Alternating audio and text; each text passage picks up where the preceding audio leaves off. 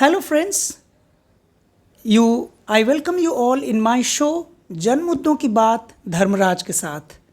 All of us know that the world is looking at what is happening in Gaza, what is happening with Palestine, and how Israel and Palestine, both these countries are again at war with each other, and massive attack is happening on Gaza, and Israel has also kind of resolved that they will wipe out the Hamas as an organization, and Hamas is a terrorist organization, and that is how the common people of Palestine are forced to bear the brunt of it.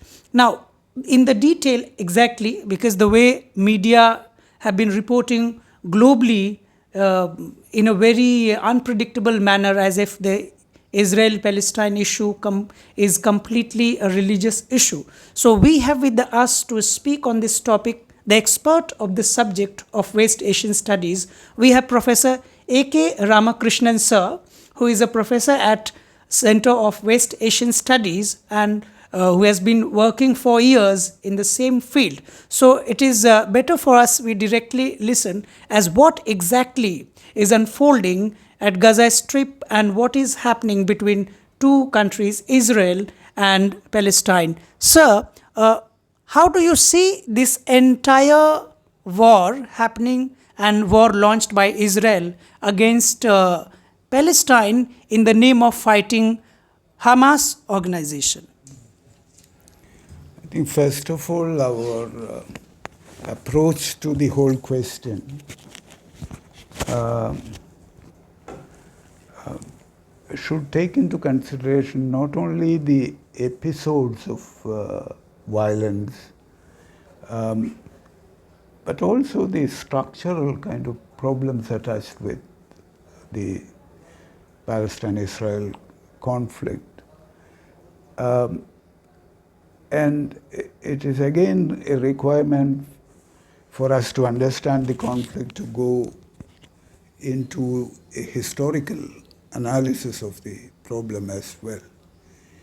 I'm not going into earlier histories, etc., but at least from 1967 onwards, after the Arab-Israeli War of 1967, you have in the war Israel capturing the rest of the Palestinian lands, because Israel was established in historical Palestine, parts of historical Palestine, and the rest of the Palestinian territories, the West Bank, Gaza Strip, and East Jerusalem, they were captured in the 1967 war. And Israel has been embarking on a policy of settler colonialism in the occupied territories, building up,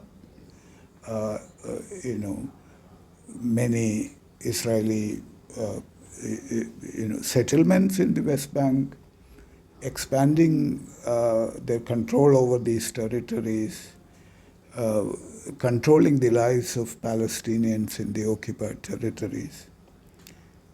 So the major problem after 1967 was for the Palestinians to organize themselves, to find a solution for attaining a sovereign statehood for the Palestinians.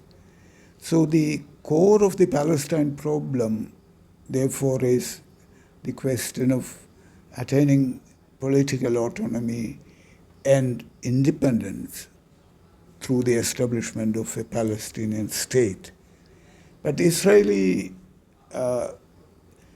settler colonial activities and military presence within the occupied territories have created a situation where Palestinians, everyday life of the Palestinians are curtailed to such extents that the Palestinian people find it difficult to pursue their own life in any dignified manner. In the Gaza Strip, which is part of these occupied territories of Palestine, you know that it's a very small region, around 40 kilometers long and around 12 kilometers width. Such a small area with more than 20 lakh people living in such a small area, one of the most densely populated regions in the world. And you should remember, both in the West Bank and in the Gaza Strip, apart from the Palestinians who were living there before the establishment of the State of Israel, you have a large number of Palestinian refugees within these territories.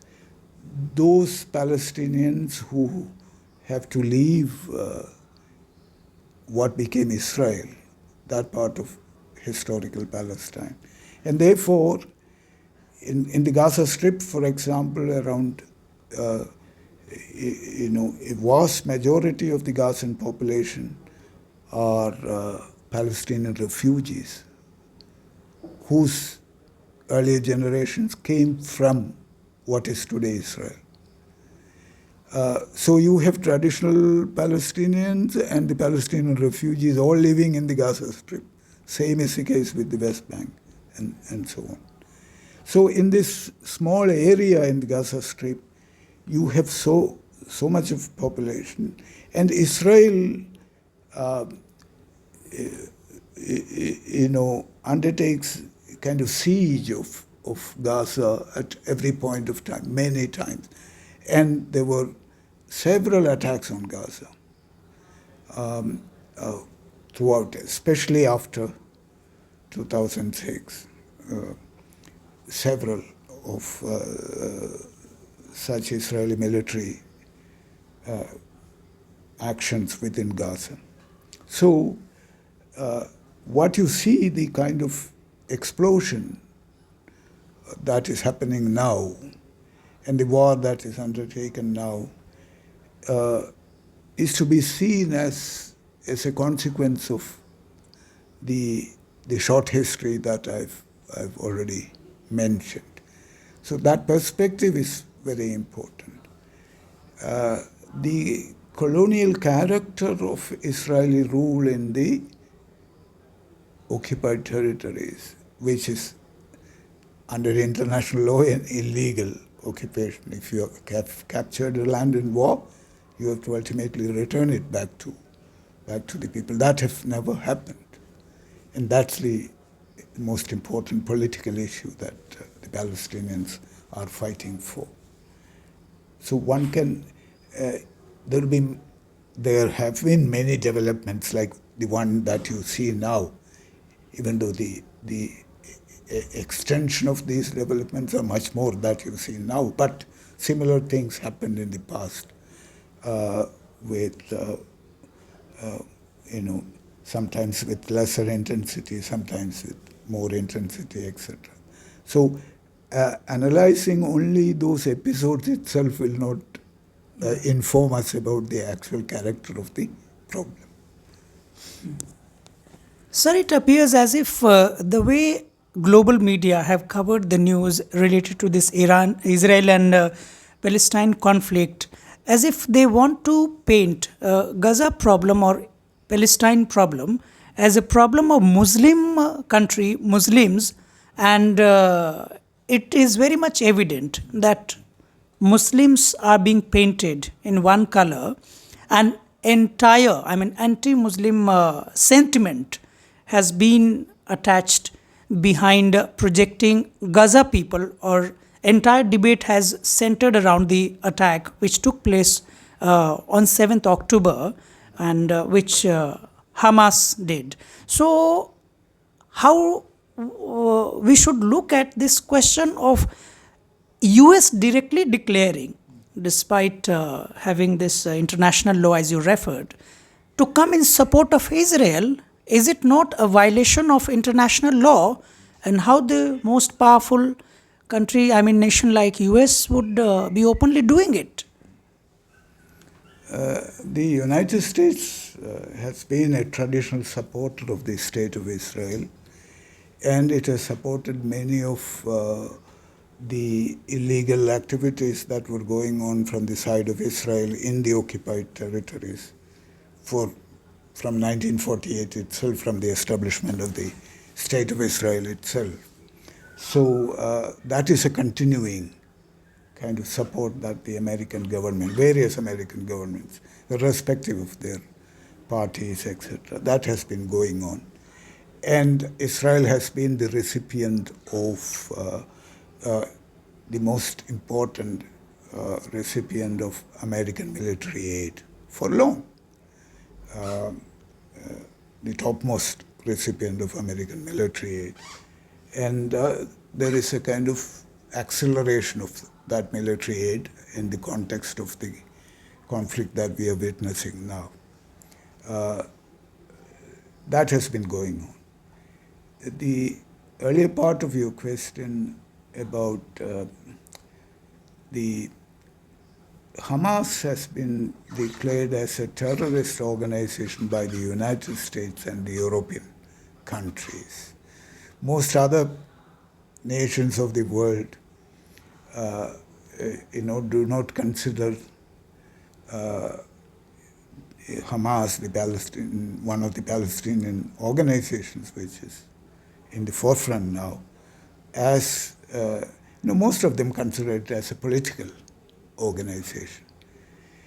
And we should remember that the Palestinians have been fighting against the colonial occupation of their lands through various means and through various ideological positions as well. So you have secular organizations, you have religious organizations like the Hamas. And the Hamas has won the 2006 elections for, it has been controlling the Gaza Strip ever since. It is interesting to note that many of these Western countries who have taken a particular position against Hamas, they forgot the kind of democratic principles they have been talking about when Hamas won the elections in the Gaza. So that was not acceptable. Democracy cannot work if somebody who is not with you or not following your ideology is coming to power. So there has been that kind of a history of Palestinians in Gaza electing Hamas, and that election itself was being delegitimized by European countries and the United States in particular. And they've declared Hamas as a terrorist organization as well. For other people, Hamas is also part of the Palestinian people struggling against the settler colonial context in which Palestinians are placed, and the diversity of Palestinian struggle through various means and with various ideologies have to be recognized, and this is what most part of the world does. And therefore, what is important here is the political aim that Palestinians have to establish an independent Palestinian state. And whether it's the religious or the secular organization in Palestine, all of them are struggling towards that political idea. Yes, as you have noted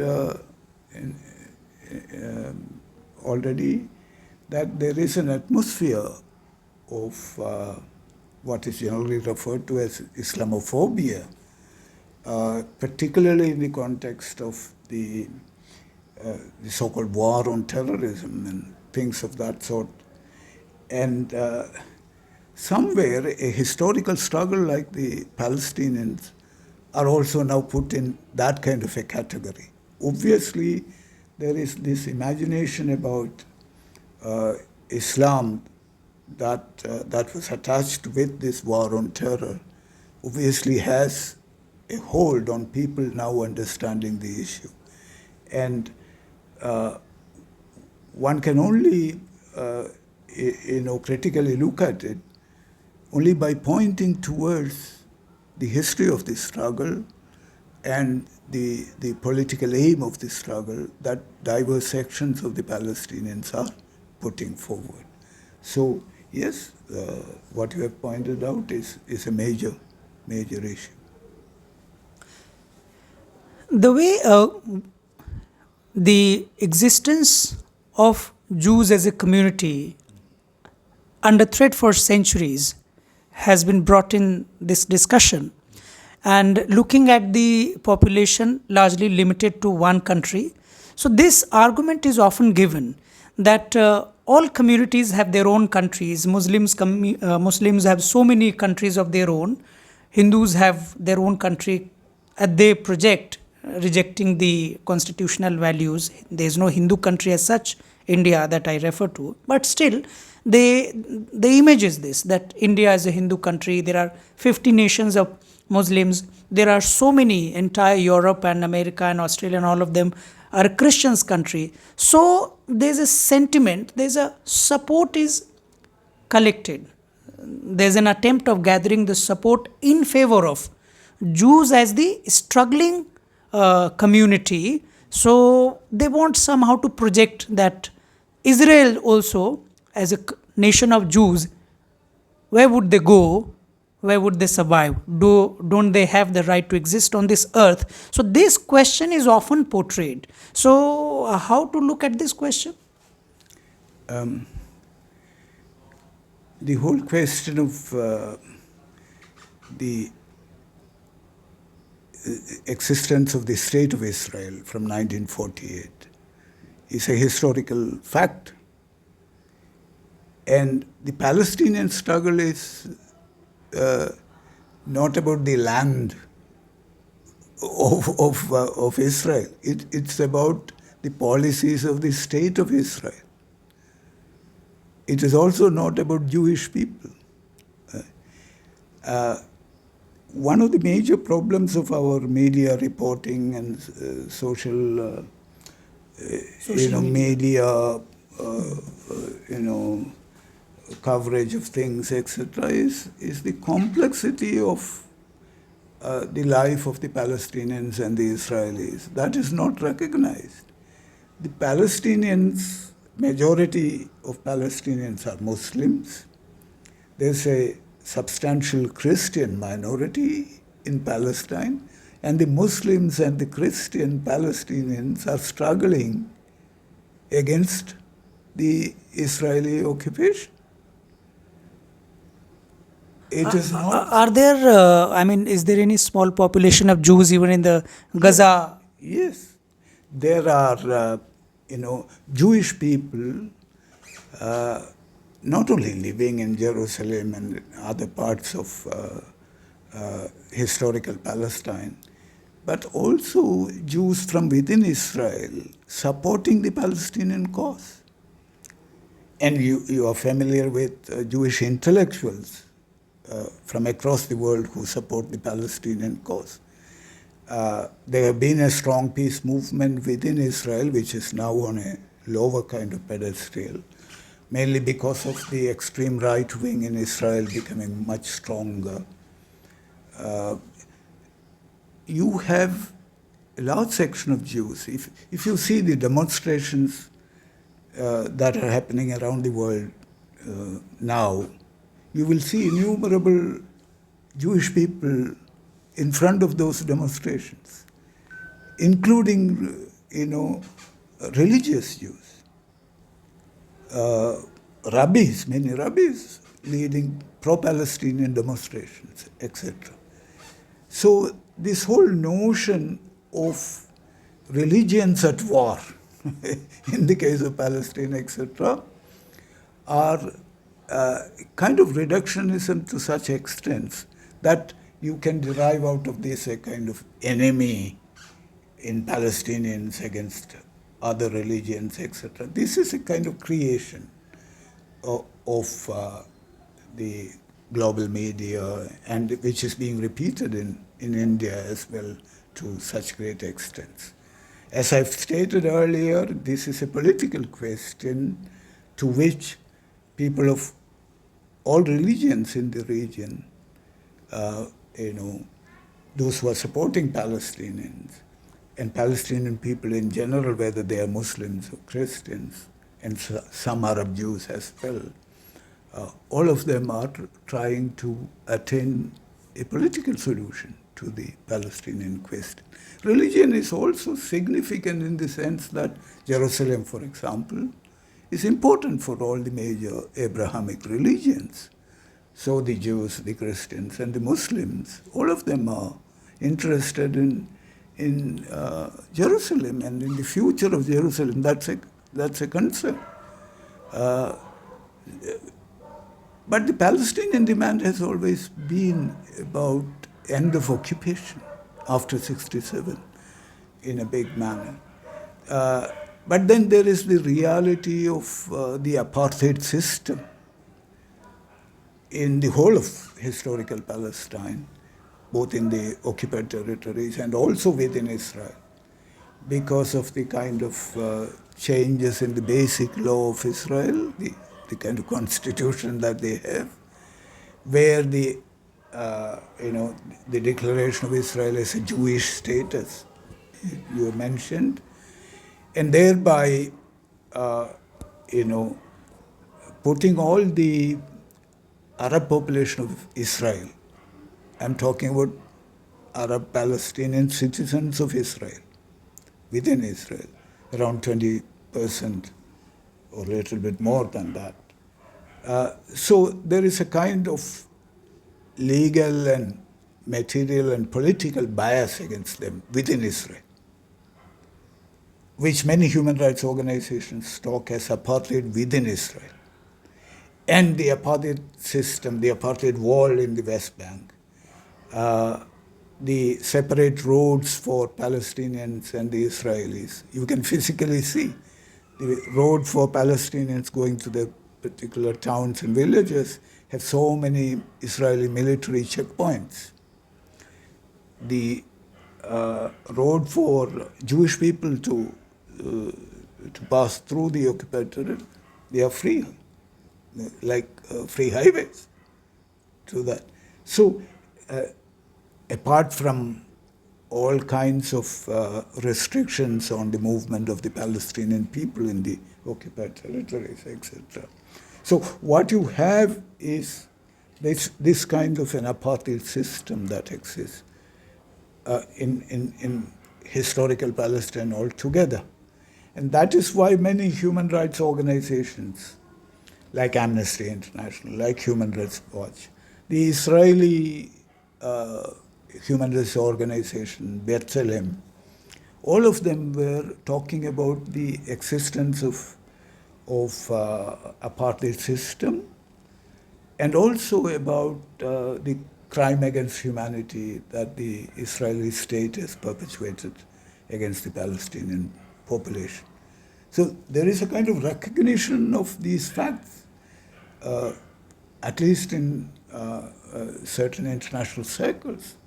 This has been true about traditional position of the United Nations. Resolution 242, UN Security Council resolution, for example, was asking Israel to withdraw from the occupied territories of the 67 war and so on. So international legal and humanitarian positions and positions of human rights organizations, etc., recognize the stark reality of the problems, the everyday life struggles that the Palestinians undergo, and how the occupying force, the State of Israel, treat the Palestinians. That inhuman treatment is understood by the international community. And it's surprising that even after all those kinds of documentation of the crimes and the apartheid system that is existing within the occupied Palestinian territories, especially, even within Israel also, even after that we talk about two parties at war, as if these two parties are some kind of equal political actors at war with each other. No, one is a state with all the military strength, Israel. The other is still not an independent state. The other, Palestinians are an occupied people. And there's total asymmetry between the state of Israel and the Palestinians who are struggling with whatever they have. Last question I would ask, sir, which is we know that Iran has extended the support, and Iran is also internationally blamed to be extending support to the political organization like Hamas. And recently, Iran has also said that if Israel does not stop bombing Gaza, they might think some other measures. So people are calculating that it might lead to the onset of the Third World War. That Third World War like situation is happening. So Iran, which in itself is blamed to be running this country on the basis of fundamental, as how it is Iran is projected, that it runs on the fundamental Islamic system, Islam as a political system where so many women rights have been crushed, and this time Nobel Peace Prize has also been given to one of the women, Iranian women, for valiantly fighting for her rights as women. So Iran extending the support, does it also not point fingers at that Palestinians, if they have to fight, they should fight their own ways instead of looking for the support from a country like Iran? How we should understand this? Yeah, the Palestinians are fighting on their own. They've been getting support from others. And this is especially true as far as Hamas is concerned. Hamas and Islamic Jihad in Palestine is concerned, they've been getting support from Iran.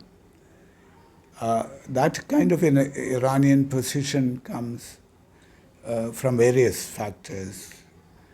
Its traditional rivalry against the Israeli state, especially on nuclear issue and other things, but even before that, and the overall, anti-American position that Iran takes because of Iranian history itself on how the Shah was supported by the Americans, and the Iranian Revolution was a movement against both monarchy within and imperialism from outside. So in the revolutionary movement and after that, when a new regime was started in Iran, it stopped its relations with Israel and handed over the Israeli embassy in Tehran to the PLO. The key was handed over by Prime Minister Mehdi Barzani to Yasser Arafat during that period. So the support for Palestine was coming from the very beginning of the Iranian Revolution,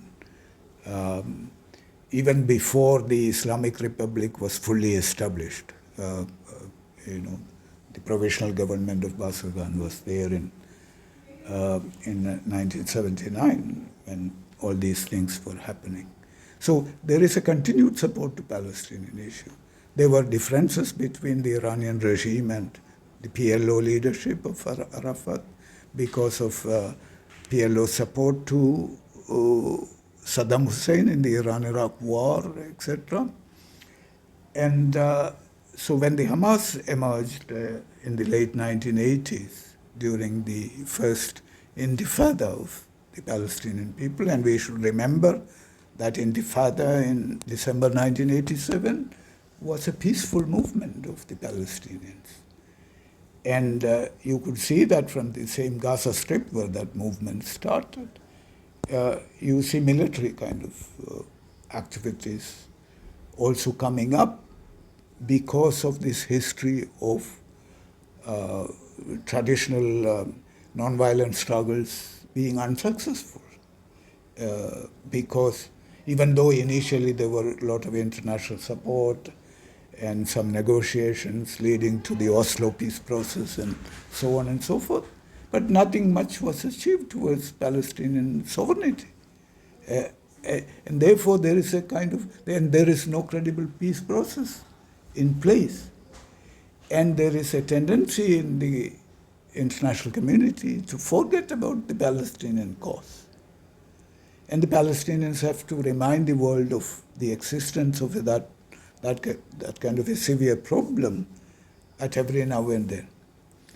So Iranian support to the Hamas was coming, especially in the 90s, through Lebanon, through the Hezbollahs, etc.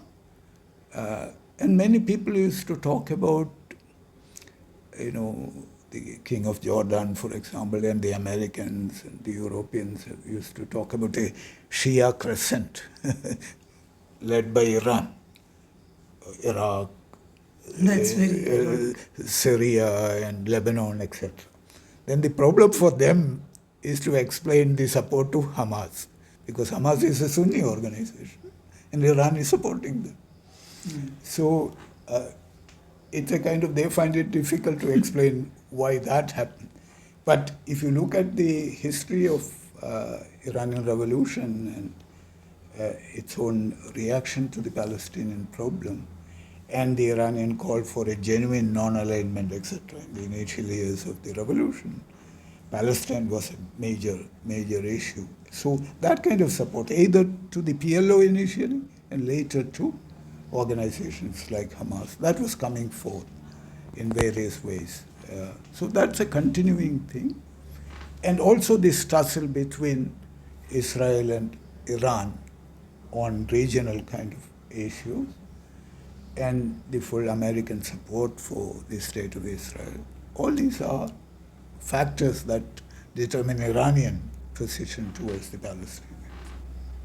First time in India, we have an example where the Prime Minister of India has stood in support of Israel immediately, but the administration, the Modi government administration, has still, through the Twitter, extended the same kind of support at least, and they said that they recognize the sovereign Palestinian state. And now it has become impossible even to critically engage in this such a big problem, one of the biggest problems, where thousands of people are getting killed every day. Any person is even with logic coming out in support or in opposition to either Israel or Palestine, but one section of people supporting Palestinian cause are being directly threatened. How do you look at this phenomenon? Yeah, for countries like India, the support for the Palestinian cause emanated out of our own tradition of fighting British imperialism, because Palestine was also under British rule, the mandatory rule, in the first half of the 20th century, from the 20s onwards to 1947-48. So the same experience that we have, British colonial power over our head, this was true with the Palestinians as well. And so our support to the Palestinian issue was coming from that tradition of fighting British imperialism. And when the non-aligned movement, etc., emerged, it was one of the major planks of the non-aligned movement, as you know. And India, as a leading country in that movement, upheld that position of support to the Palestinians. Later, you had fuller diplomatic relations being established in the early 90s with Israel. And after that, a very intense, exponential kind of development in Indian states' relations with Israel that you've seen. Ideologically also, there was a kind of attempt at generating support to Israel at the cost of our support to the Palestinians. But officially, the government of India maintained that its support, its kind of relationship with Israel is not something that determines its policy towards Palestinians, and our support for the Palestinian land, the sovereign nation state, the two-state solution that is internationally referred to, that support stands as it is. That's the official position. But we see ideological transformation within. We see the kind of this is something very sad also, that a country with that kind of anti-imperialist tradition is now in a way seeing a struggle of the Palestinian people against occupation being sidelined, and their issue is not a major issue for us. So our political vision is really being affected by whatever is happening around, with the kind of ideological shift of Indian politics as such. So what people like us who are teaching or learning about these issues have to tell the people is to remember the anti-colonial struggle that we have undergone, and the requirement to have the dignity of the Palestinians as a core value in international politics. We have to uphold that. Thank you very much, sir. I was in conversation with the expert of this West Asian Studies, Professor A.K. Ramakrishnan. We are face to face, unfortunately, with one of the biggest humanitarian crises which is unfolding in Israel and between Israel and Gaza. It is very unfortunate that thousands of children, of Palestinian children, are the victims of it. They have not seen the world blooming in front of their eyes. Let us all pray that we must have very genuine debate concerns, and we must critically look into the ways to find solution as how to stop the war at first and then to engage in the dialogue so that we can refrain from such further escalation of violence and war in future. With these words, I would like to thank Professor A.K. Ramakrishnan, sir. Thank you very much for enlightening us. Thank you very much.